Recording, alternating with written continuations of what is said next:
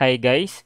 So our topic for today is about Stadia method. No, so this is another way, of measuring horizontal distances. So it is also applied, in measurement of vertical distances. So ngayon focus lang muna tayo, no. So paano ba ginagamit itong method na to? And then kung paano i-solve, yung mga problems related sa topic na ito in measuring horizontal distances. Okay, so let's consider class, yung nasa figure. So nakikita nyo ba? Okay, so ito class yung telescope na ginagamit natin, in reading or in sighting, yung measurement dito sa ating Stadia rad. So lagay lang natin ng So ito yung ating Stadia rad. And then ito yung ating telescope.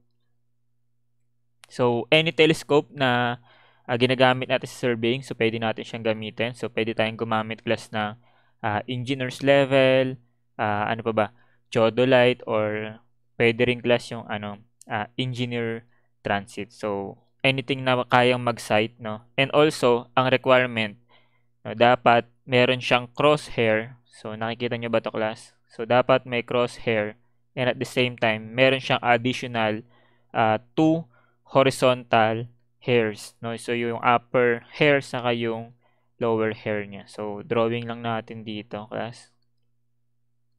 So dapat meron siyang ganun. So yun yung requirement. So let's say ito siya. So ito yung crosshair.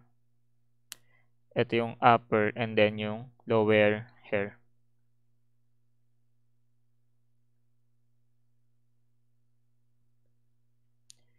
Okay, so ayan.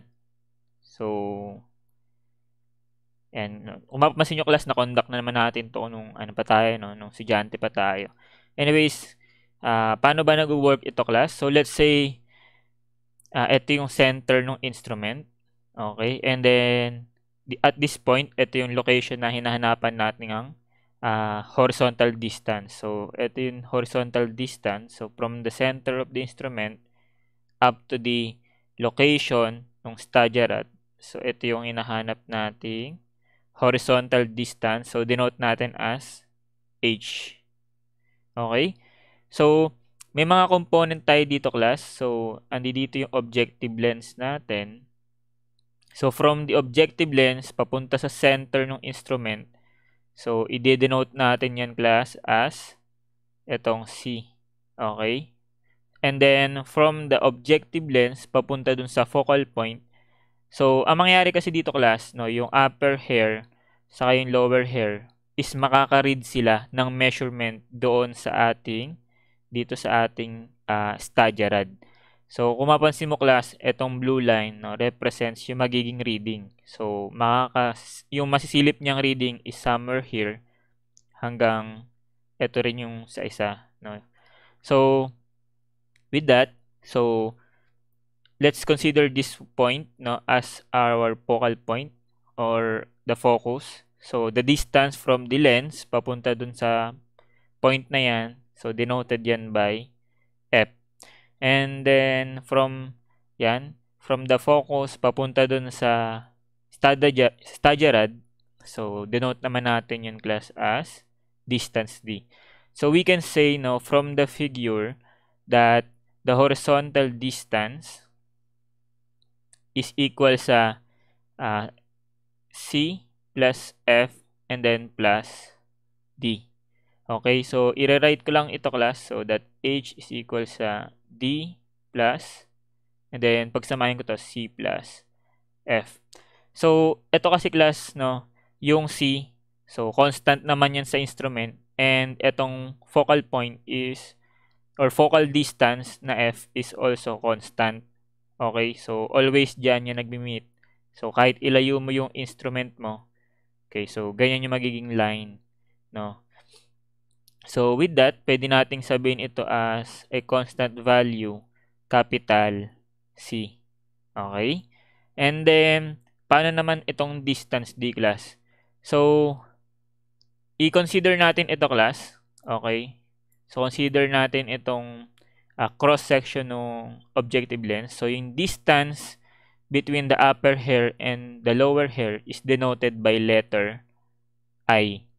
Okay, so therefore, yung distance na to, okay, nakita ba? So, ito, yung distance na yan is I. And at the same time, so, yung reading, no, upper reading sa yung lower reading, so yung distance between that is yung S naman natin. So, this is what we call stadia interval. Okay? So, sa figure na to, class, mapapansin mo yung similar triangles, no? So, itong triangle na to, and then, itong mas malaking triangle. Okay? So, we can relate yung dalawang triangles na yan, class, by ratio and proportion. So, paano yun? So that I is to F. Okay, so I is to F is equal sa S is to distance D. So therefore, yung D can be written as F over I and then times the S. So therefore, pwede natin itong i-simplify as, so lipat ko muna to.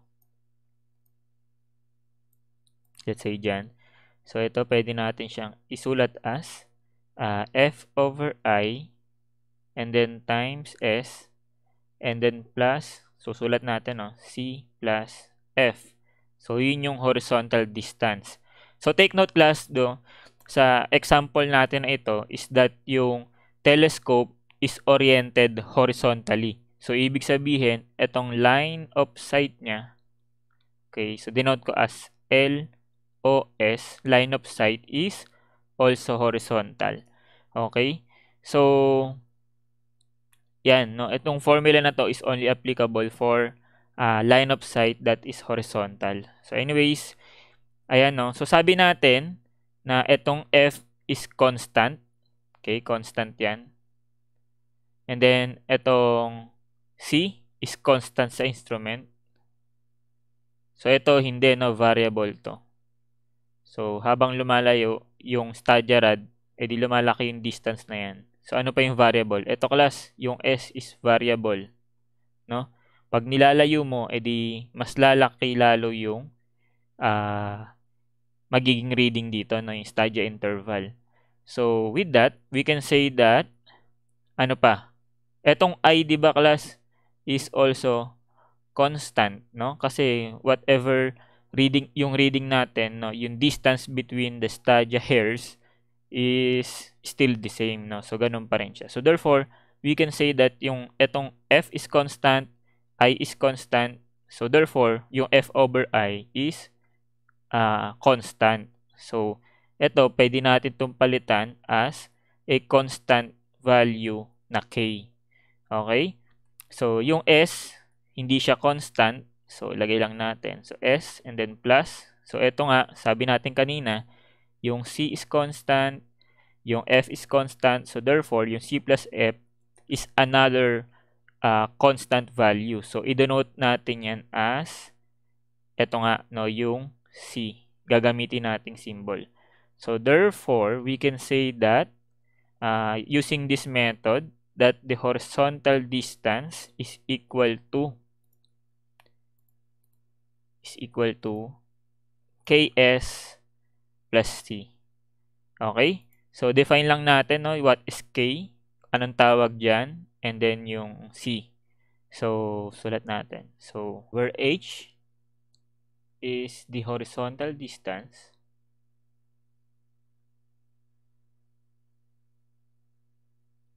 and K is the stadia interval factor. Yung S is the stadia interval.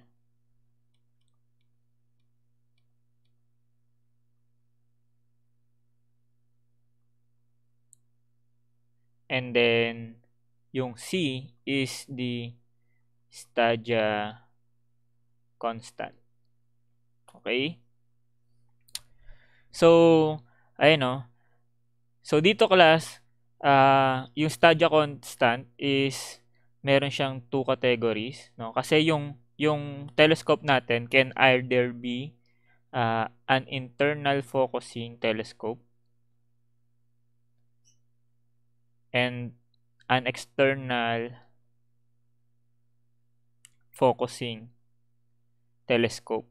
Pag sinabi nating internal, so that the focus lies at the center na nung instrument. So, that yung C is equal to 0.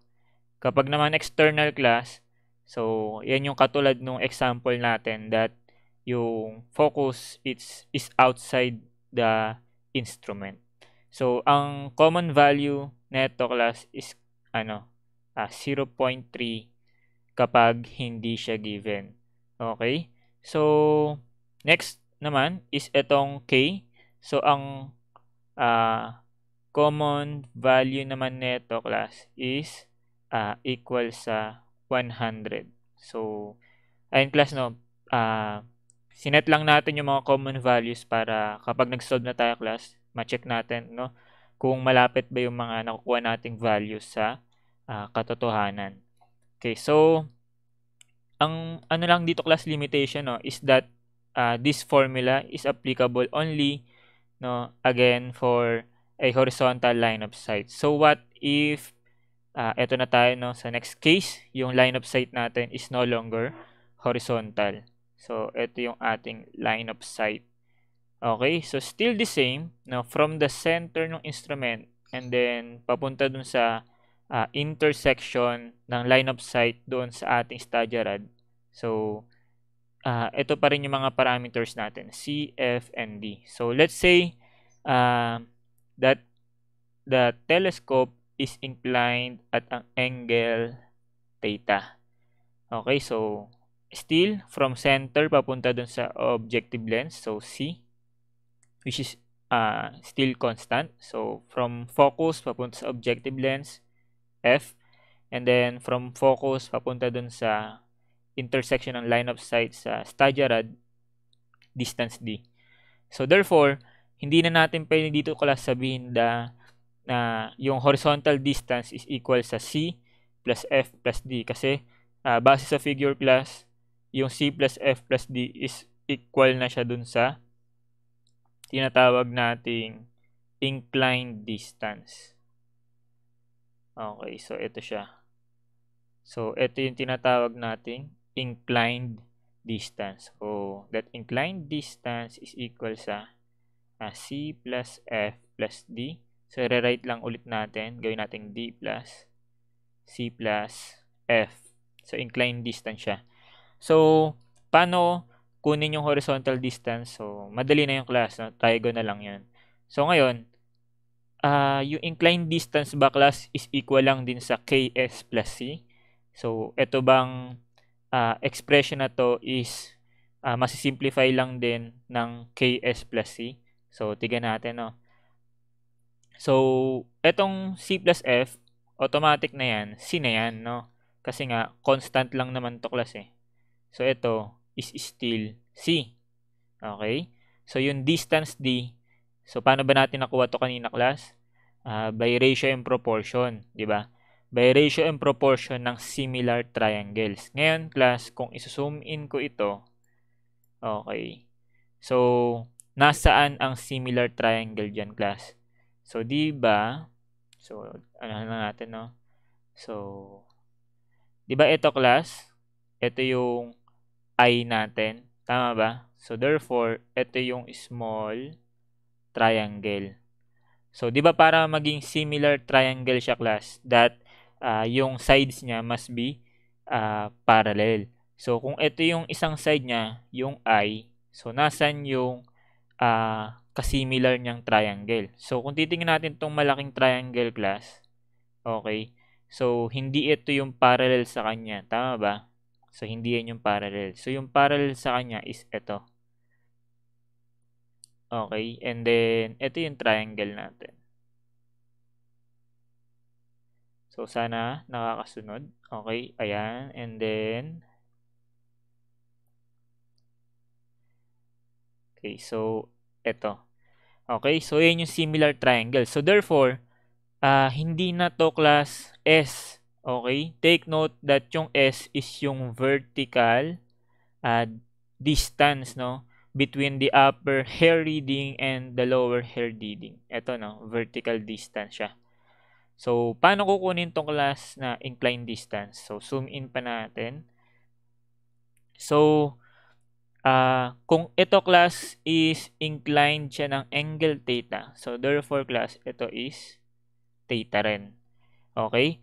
And then, magkakaroon lang tayo dito class ng assumption, no, that yung angle dito, so denote ko siya as siguro as alpha. So, ganun din dito class, no, alpha rin, is very small.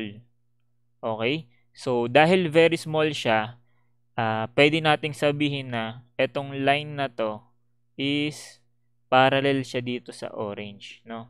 So, sa figure, hindi sila parallel. Pero dahil very small, no, etong angle dito, so ito, yung red line, can be assumed as parallel dito sa orange line natin.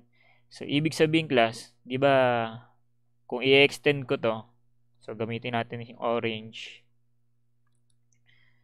So, kung i-extend ko to class, di ba dapat ano to class? 90 degrees. So, dahil parallel yan class, so ito is assumed to be 90 degrees na rin. So, meron tayong small triangle dito class, which is, sulat ko siya dito.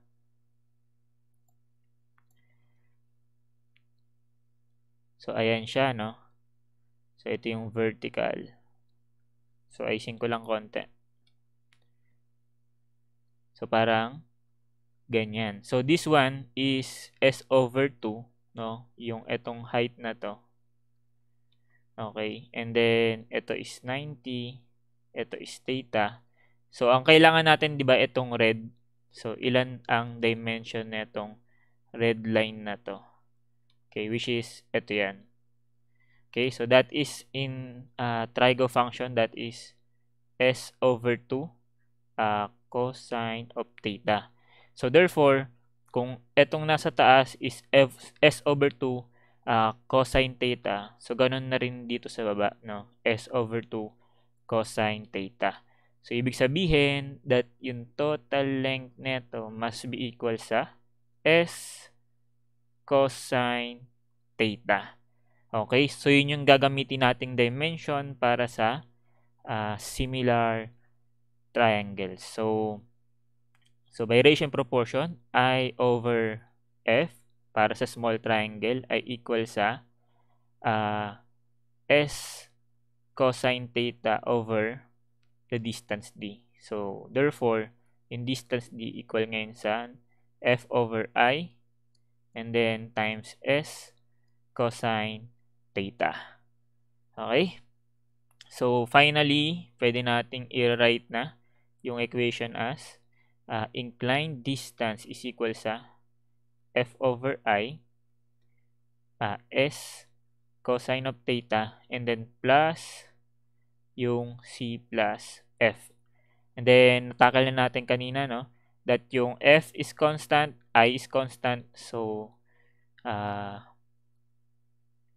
this one magiging constant K, which is what we call a Staggia interval factor. And then, so ito variable. So, S cosine of theta and then plus another constant which is yung Staggia constant C. Okay? So, ganun na natin class masosolve yung inclined distance. So, sana nakasunod kayo class. But, still, hindi pa natin nakukuha no, yung kailangan nating value which is yung horizontal distance. So, madali naman na yun class. Gamitin na lang natin yung triangle. So, ito. So, kung ito ang inclined distance, tas may angle of inclination theta tayo. So, by trigo function, masosolve na natin tong horizontal distance. So, ito, inclined distance. So, theta. So that, horizontal distance is equal sa inclined distance times cosine of theta. So, where inclined distance is equal na siya dito. So, ganun lang siya, class. Masosolve na natin yung mga unknowns. Okay, so hopefully guys, nagets nyo. So, okay, so start tayo, class, no? Problem solving. So, doon muna tayo, class, sa madadali. So, number 26, as a transit is set up at a distance of 194.20 from the stadia rod with a horizontal line of sight. So, the stadia intercept was recorded to be 1.94. So, pag sinabi natin, class, na stadia intercept, so the same lang yan dun sa stadia interval. So, sulat natin, class, no? Stadia intercept, which is yung S, 1.94 meters. So, if the stadia constant, so yung C, is 0.3. So, ang tinatanong, class, find the stadia interval factor K. Okay, so binigyan tayo din ng distance, no? So, ito na yung horizontal distance since sinabi naman na horizontal line of sight. So, 194.20. So, using yung basic formula that H is equal sa KS plus C. So, ilan ang sagot, class? So, dapat around 100 yung makukuha natin, no? So, ilan, class? So, plus 0.3 meters. K equals. So, sagot is 99.9485. That is letter B. 99.9485. So, correct. So, next. Next tayo, class. So, ito. In determining the stadia interval factor K of an internal focusing telescope, so meron na tayong clue that C is equal to 0. A stadia rod was held vertically at several points along measured distance from the instrument and the corresponding stadia hair reading were observed. The measured distances from the instrument are 40, so 60, 90, 120, and their corresponding stadia intercepts are 0.401, 0.609, 0.891, and 1.2 respectively. So, determine the stadia interval factor of the instrument. So, ang nangyari dyan, class, no? So, parang ito yung instrument. So, nag-set up siya several times, no? Para makuha niya yung average value ng stadia intercept. So, una, andi dito yung stadia rod. So, ang distance niya is 40. So, lumipat siya dito, class. So, ang naging distance niya is 60. And then, lumipat ulit. So, ayan, ang distance is ilan na? 90. And then, lastly, 120. Okay. So, kada isang reading, no, class, meron siyang nakuwang stadia intercept. So, para dito, so yung S dito is 0.401. So, dito, 0.609. Dito, 0.891. And then, dito, 1.21 meters. So, ang gagawin lang natin dito, class, edi kunin lang natin, no, yung equivalent K per setup. So, for setup number 1, so that H is equal sa KS plus C. So, for 40 meters, so 40 is equal sa K times 0.401. And then, plus C. So, wala tayong C, no? So, plus 0. So, may makukuha tayong K dito. So, ganun na rin sa next class. So, for 60 meters, so that 60 is equal sa K times 0.609 plus 0. So, may another K. So, gawin lang natin to class repeatedly.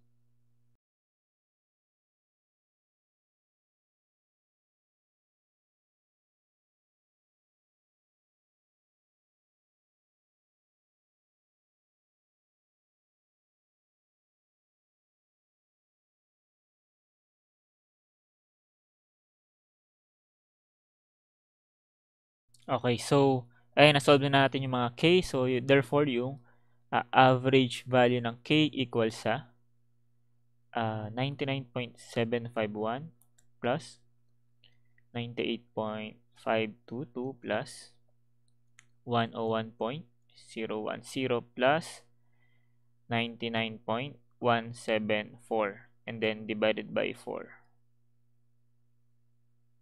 So ako class, in-store ko kasi to sa calculator ko, no. In-store ko sa A, in-store ko sa B, sa C, and then sa D. So para exact yung makukuha kong value. So yung K average is equal ngayon siya saan class? So sagot is 99.614. So that is letter B. So correct. Okay, so nagets ba class? So next tayo.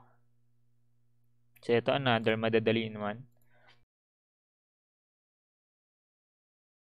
So sabi dito, a transit has a Stadia interval factor of 99.17. So K 99.17. So and Stadia constant C na 0.30. Compute the horizontal distance from the transit to a point where the stadia intercept is 0.615. So, S 0.615. So, eto class, sobrang direct sub lang. So, KS plus C. So, H equals 99.17 times 0.615 meters. So, lagyan natin unit na meters. And then plus 0.30 meters. So, therefore, H equals. So, sagot is 61.28955 or 61.29 meters.